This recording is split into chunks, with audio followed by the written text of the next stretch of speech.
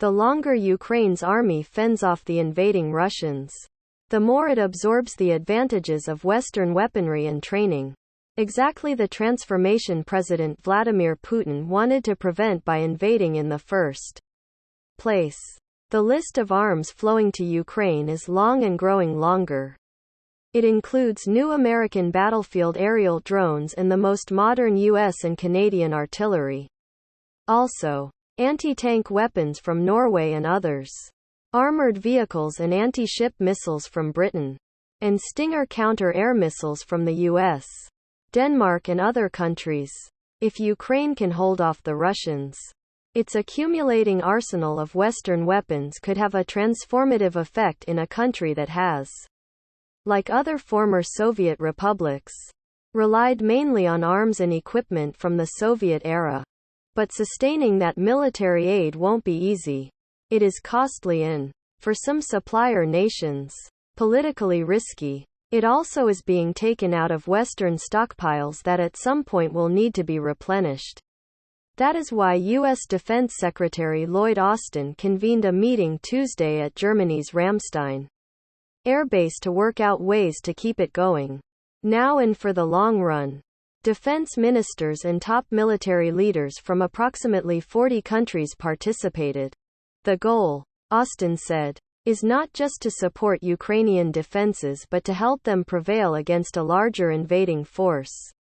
Speaking Tuesday at the event's opening, he said that Ukraine's allies will keep moving heaven and earth to meet Ukraine's near-term security requirements. We believe they can win if they have the right equipment, the right support, Austin said on Monday in Poland after returning from a visit to Kyiv with Secretary of State Antony Blinken that included discussion of Ukraine's military needs. He also said the goal is to see Russia weaken to the degree that it can't do the kinds of things it has done in invading Ukraine. Despite its early failings, the Russian military still holds some advantages that will be put to the test in the eastern Donbass region, where they are assembling more combat troops and firepower even as the US and its NATO allies scramble to get artillery and other heavy weaponry to that area in time to make a difference. With the war's outcome in doubt after 2 months of fighting, the Pentagon is providing 90 of the U.S. Army's most modern howitzers, along with 183,000 rounds of artillery and other sophisticated weaponry that could give the Ukrainians an important edge in looming battles. The U.S. also is arranging more training for Ukrainians on key weaponry, including howitzers and at least 2 kinds of armed drone aircraft. On Monday, Austin and Blinken announced $713 million in foreign military financing for Ukraine and 15 allied and partner countries in Europe.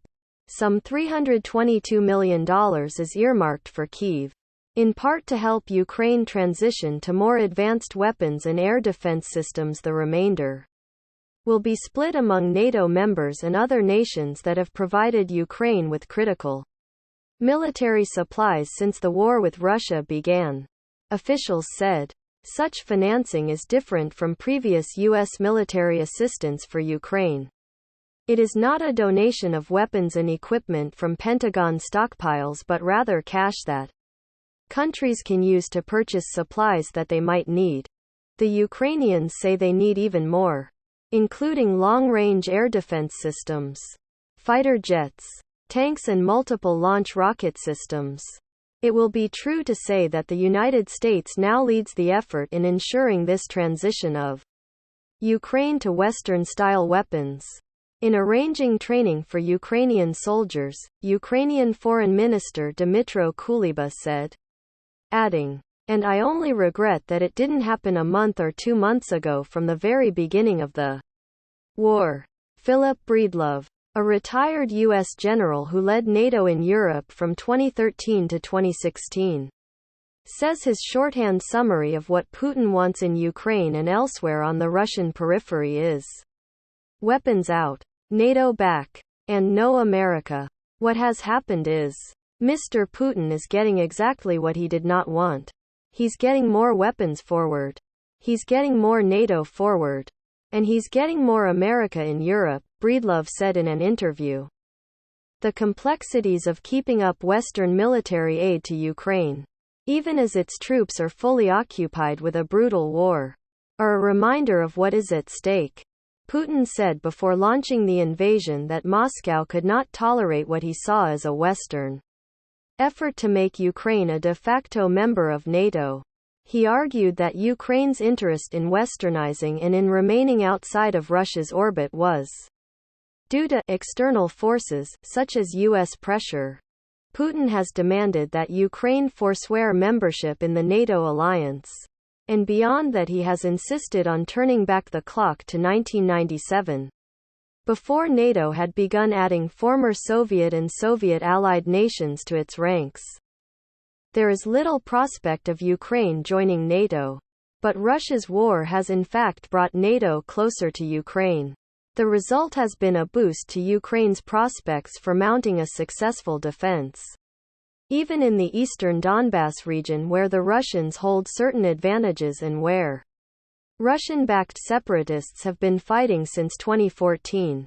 Thanks for listening to this important news update. Please subscribe to our channel to stay updated with the latest news.